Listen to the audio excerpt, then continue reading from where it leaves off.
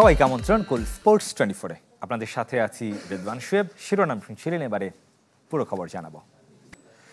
Acme laboratories লিমিটেডের সৌজন্যে শুরুতেই পাকিস্তান বাংলাদেশ টি-20 সিরিজের খবর।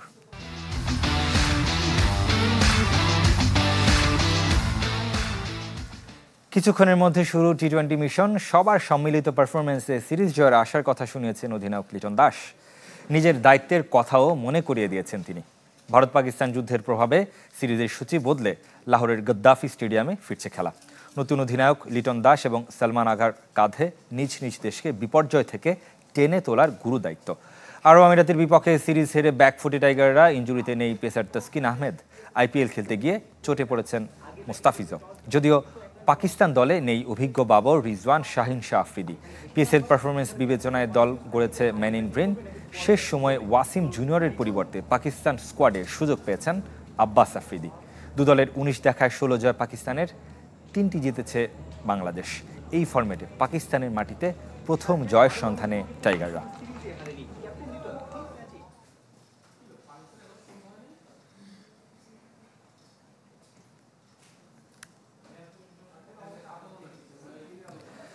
পাক ভারত যুদ্ধের পর পিএসএল খেলা হলেও প্রথম আন্তর্জাতিক ম্যাচের অপেক্ষায় পাকিস্তান।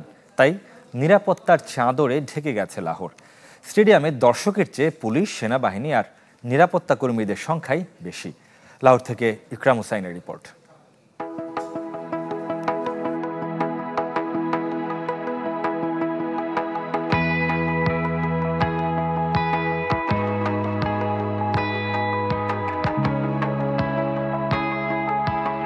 লাহোরের গাদ্দাফি স্টেডিয়াম ঘিরে নজিরবিহীন নিরাপত্তা ব্যবস্থা, সেনাবাহিনী, পুলিশ সহ অন্যান্য বাহিনীর ব্যাপক উপস্থিতি। এ যেন ক্রিকেট ম্যাচ ঘিরে পাকিস্তানের সব মনোযোগ।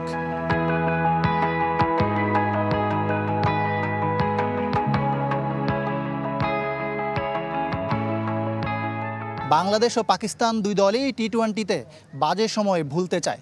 পাকিস্তানি সমর্থকরা মাঠে এসেছেন এবং তারা দলের জয়ে আশাবাদী। বাংলাদেশে কোনো সমর্থক গাদ্দাফি স্টেডিয়ামে চোখে পড়েনি।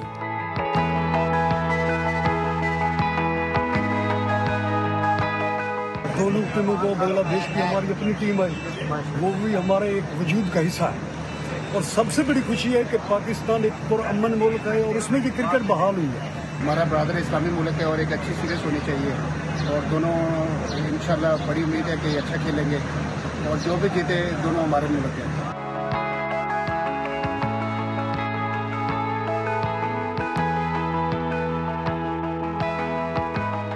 এই মাঠে এর আগে পাকিস্তানের বিপক্ষে 2 টি-20 খেলে হেরেছিল বাংলাদেশ। সম্প্রতি যুক্ত হয়েছে আরব আমিরাতের বিপক্ষে সিরিজ হারের চাপ। সব দূরে সরিয়ে বাংলাদেশ চায় একটা জয় দিয়ে ঘুরে দাঁড়াতে। ইকরাম হুসাইন, চ্যানেল 24, লাহোর, পাকিস্তান। এই মুহূর্তে লাহোরের গদ্দাফি স্টেডিয়াম থেকে সরাসরি যুক্ত হচ্ছেন সহকর্মী ইকরাম হুসাইন। ইকরাম, বাংলাদেশের দর্শক লাহোরে দেখতে পাচ্ছেন কিনা আপনি?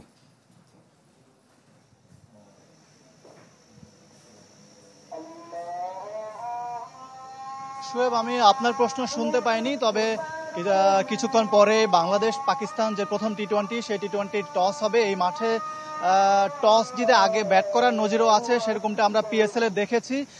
মাঠের খেলা তো আসলে একটা ব্যাপার, কিন্তু মাঠের বাইরে যে ঘটনাগুলো ঘটছে সেটাই আসলে সবচেয়ে বেশি হাইলাইটস হচ্ছে। সেটা হচ্ছে লাহোরে যখন, শুধু লাহোর নয়, পাকিস্তানে যখন খেলা হয় সবসময় এক ধরনের বাড়তি নিরাপত্তা ব্যবস্থা থাকে। এবার সেটা আরও বেশি, কারণ কয়েকদিন আগে পাক ভারত যুদ্ধ হয়ে গেল। সেই যুদ্ধ পরবর্তী সময়ে আসলে বাংলাদেশ দলের আশা না আশা নিয়ে এক ধরনের দোলাচল ছিল। শেষ পর্যন্ত বাংলাদেশ দল পাকিস্তানে খেলতে এসেছে, খেলতে রাজি হয়েছে। আমরা দেখলাম যে ধরনের নিরাপত্তার কথা আমরা শুনি সাধারণত, তার থেকেও বেশি নিরাপত্তা ব্যবস্থা, যেটা কিছুক্ষণ আগেই প্রতিবেদনে আমরা শুনলাম। তো দর্শকরাও মাঠে আসতে শুরু করেছেন। এখানকার দর্শকদের বাড়তি আগ্রহ থাকে সবসময় ক্রিকেটকে ঘিরে, কারণ লাহোর হচ্ছে পাকিস্তানের ক্রিকেটের হোম অফ ক্রিকেট। এখানে আসলে জাতীয় ক্রিকেট একাডেমি থেকে শুরু করে সবকিছুই এখানে। দর্শকদের সঙ্গেও আমরা কথা বলেছিলাম, তারা যে ব্যাপারটি বলছেন যে পাকিস্তানের সমর্থন শুধু তারা নয়, তারা বাংলাদেশকেও সমর্থন করছেন এই জন্য যে বাংলাদেশ পাকিস্তানে খেলতে এসেছে। এবং পাকিস্তান সেনাবাহিনীর কথা তারা বলছিলেন যে পাকিস্তান সেনাবাহিনীর কারণেই আসলে এই যে তাদের যে নিরাপত্তা ব্যবস্থা সেটা আসলে মজবুত আছে এবং কোনো ধরনের সমস্যা হবে না বলে তারা সবাই প্রতিশ্রুতি দিচ্ছেন। এবং মাঠের খেলা খেলায় তো অবশ্যই তারা দলকে সমর্থন করবেন। তার পাশাপাশি এখানকার যে নিরাপত্তা ব্যবস্থা, বাংলাদেশ যে খেলতে এসেছে সেই ব্যাপারগুলো তারা আসলে প্রশংসা করছেন। শুয়েব। ইকরাম, আপনাকে অসংখ্য ধন্যবাদ। দর্শক, লাহোরের গাদ্দাফি স্টেডিয়াম থেকে পাকিস্তান বাংলাদেশ প্রথম টি-20 সবশেষ খবর জানাচ্ছিলেন সহকর্মী ইকরাম হুসাইন। হামজা চৌধুরী, সমিত সোম, ফাহমিদুল ইসলাম, দেশের ফুটবলের আলোচিত 3 প্রবাসী ফুটবলারের সবাই আছেন এশিয়ান বাছাই কাপের সিঙ্গাপুরের বিপক্ষে হোম ম্যাচের 26 সদস্যের স্কোয়াডে। এদের সাথে নতুন মুখ জাহিদ হাসান শান্ত। পূর্ব ঘোষণা অনুযায়ী সিঙ্গাপুর ম্যাচের দল ঘোষণা করতে ফেডারেশনে হাজির হাভিয়ের কাবরেরা, কিন্তু প্লেয়ার লিস্ট না থাকায় গণমাধ্যমের সামনে এসেও ফিরে যেতে হলো বাংলাদেশ কোচকে। শেষ পর্যন্ত অবশ্য প্রাথমিক দল দিয়েছে ফেডারেশন। 26 জনের স্কোয়াডে প্রত্যাশা অনুযায়ী জায়গা হয়েছে অভিষেকের অপেক্ষায় থাকা আলোচিত সমিত সোম ও ফাহমিদুল ইসলামের। প্রবাসে খেলা এই 2 ফুটবলারের সাথে প্রথমবার জাতীয় দলে ডাক পেয়েছেন মোহামেডান ডিফেন্ডার জাহিদ হাসান শান্ত। হামজা, সমিত ছাড়াও স্কোয়াডে 8 মিডফিল্ডার রেখেছেন কাবরেরা। স্প্যানিশ ট্যাকটিশিয়ানের মতে যা বর্তমানে দক্ষিণ এশিয়ার সেরা। আমি বিশ্বাস করি সমিতের অন্তর্ভুক্তির পর বাংলাদেশের মিডফিল্ড লাইন আপ এখন দক্ষিণ এশিয়ার সেরা। তবে ওকে নিয়ে আমাদের ধৈর্য ধরতে হবে, দলের সাথে আবহাওয়ার সাথে খাপ খাইয়ে নেয়ার সময় দিতে হবে। সবশেষ ভারতের বিপক্ষে খেলা দল থেকে বাদ পড়েছেন centre back Shakil Hossain, midfielder Chandan Roy ও সোহেল রানা জুনিয়র। তবে কপাল খুলেছে সুমন রেজার। আবাহনীর জার্সিতে ফ্লপ মৌসুম কাটানোর পরও দলে ফিরেছেন এই স্ট্রাইকার। সুমন বক্সে দারুণ কার্যকর স্ট্রাইকার। লিগে ভালো শুরু করলেও ইনজুরির কারণে তা শেষ পর্যন্ত ধরে রাখতে পারেনি। সেজন্য আমার ইচ্ছা থাকলেও ভারতের বিপক্ষে তাকে খেলাতে পারেনি।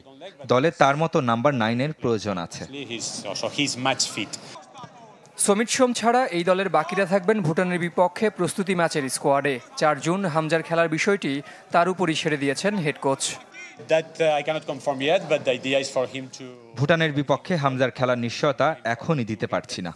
সে আসার পর দেখা যাবে। আর এই স্কোয়াড থেকে 3 জনকে বাদ দিয়ে সিঙ্গাপুরের বিপক্ষে চূড়ান্ত দল ঘোষণা করা হবে। শুক্রবার সন্ধ্যায় হোটেল ইন্টারকন্টিনেন্টালে রিপোর্ট করবেন দেশে থাকা ফুটবলাররা। পরদিন থেকে শুরু কাবরেরার পাঠশালা। 4 জুন যোগ দিবেন সমিত সোম। জহির সাগর, চ্যানেল 24, ঢাকা। এদিকে দল ঘোষণার পর জাতীয় স্টেডিয়াম ঘুরে দেখেছেন হেড কোচ হাভিয়ের কাবরেরা। পর্যবেক্ষণে সন্তোষ প্রকাশ করেছেন এই স্প্যানিশ ট্যাকটিশিয়ান। এ সময় কাবরেরার সাথে ছিলেন সাধারণ সম্পাদক ইমরান হোসেন তুষার, নির্বাহী সদস্য গোলাম গাউস এবং ইকবাল হোসেন। 4 জুন ভুটানের বিপক্ষে ম্যাচের আগে চলছে শেষ মুহূর্তের প্রস্তুতি। 30 মে বাফুফের মাঠ বুঝিয়ে দেওয়ার কথা রয়েছে জাতীয় ক্রীড়া পরিষদের। স্টেডিয়ামে কনসার্ট আয়োজনের পরিকল্পনা রয়েছে ফুটবল ফেডারেশনের।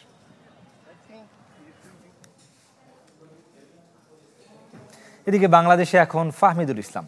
ইতালি থেকে সকালে হজরত শাহজালাল আন্তর্জাতিক বিমানবন্দরে পৌঁছান ইতালি প্রবাসী ফুটবলার। আগেরবার দেশের বাইরে সৌদি আরবে ক্যাম্প থাকলেও দলে জায়গা হয়নি। এবার সেটা প্রায় নিশ্চিত। শুক্রবার থেকে শুরু হবে ক্যাম্প।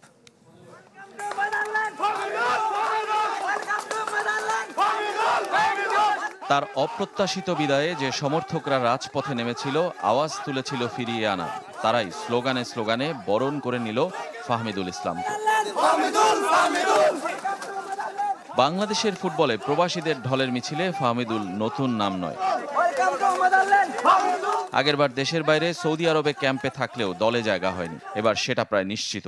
শুক্রবার থেকে শুরু হবে ক্যাম্প। সেখানে থাকবেন ইতালিয়ান 4র্থ বিভাগ লিগে খেলা এই মিডফিল্ডার। এমনকি মূল স্কোয়াড বা একাদশে অভিষেক হলেও অবাক হবার নয়। ফুটবল ভক্তরাও সেই আশায় দিন গুনছেন। আমরা ফাহমিদুলের খেলা যতটুকু দেখছি আর জায়গা থেকে আমাদের মনে হচ্ছে যে আসলে ফাহমিদুল আমাদের দলের জন্য একজন ভালো প্লেয়ার। বিগত দিনে আমরা দেখেছি সিন্ডিকেটে কেন অনেক প্রবাসী ফুটবলাররা ঝরে গেছে, আর এশিয়ার আসে নাই। তো ফাহমিদুল শুধুমাত্র সমর্থকদের ভালোবাসায় আসছে। আমাদের একজন ফরওয়ার্ডের অভাব, তা অনেকদিন ধরে। আশা করি আমাদের ফাহমিদুল এটা আমাদের হতাশ করবে না। 10 তারিখে এবং 4 তারিখে আমরা ম্যাচে তাকে চাই। 4 তারিখ যদি খারাপও করে আমরা 10 তারিখে তাকে আরেকটা চান্স দেওয়ার জন্য অনুরোধ জানাচ্ছি। এমনকি নির্বাহী কমিটির সভাতেও ফাহমিদুলকে দলে নেয়ার ব্যাপারে আলোচনা হয়েছিল। তার পরিপ্রেক্ষিতেই তাকে ডাকার সিদ্ধান্ত নেয় জাতীয় দল ব্যবস্থাপনা কমিটি। বিমানবন্দরে ফাহমিদুল সংবাদ মাধ্যমে কথা বলেননি, তবে অবাক হয়েছেন ক্যামেরার ভিড় দেখে। ফাহমিদুলের বর্তমান দল ওলবিয়া কালসিও সিরি ডিতে জি গ্রুপে রয়েছে দলটি। এর আগে ফাহমিদুল ছিলেন একই স্তরের ক্লাব লিগোর্না ও লিভোর্নোতে। রেজওয়ানুজ্জামান, চ্যানেল 24, ঢাকা। চিকিৎসকদের অবহেলায় দিয়েগো মারাদোনার মৃত্যুর অভিযোগে আদালতে বিচার কাজ চলমান। এর মাঝেই পদত্যাগ করলেন বিচারক হুলিয়েতা মাকিন্তাজ। তার বিরুদ্ধে অভিযোগ, একটি মিনি সিরিজ বানাতে ক্যামেরায় ধারণ করিয়েছেন এই বিচার কাজ। বিষয়টি প্রকাশ হওয়ার পর থেকে বিতর্কের মুখে পড়েন তিনি, যে কারণে শঙ্কার মুখে বিচার কাজের ভবিষ্যৎ। 2020 সালে মস্তিষ্কের অপারেশনের পর চিকিৎসা চলমান ছিল, তখনই মারা যান ফুটবল ঈশ্বর মারাদোনা। এরপর 7 চিকিৎসকের বিরুদ্ধে চিকিৎসায় অবহেলার অভিযোগ ওঠে, যা শেষ পর্যন্ত করায় আদালতে। এরই সাথে শেষ করব কুল স্পোর্টস 24। খেলার সব আপডেট ও রিপোর্টগুলো দেখতে ভিজিট করুন facebook.com/sports24team এই পেজে। ধন্যবাদ সাথে থাকার জন্য।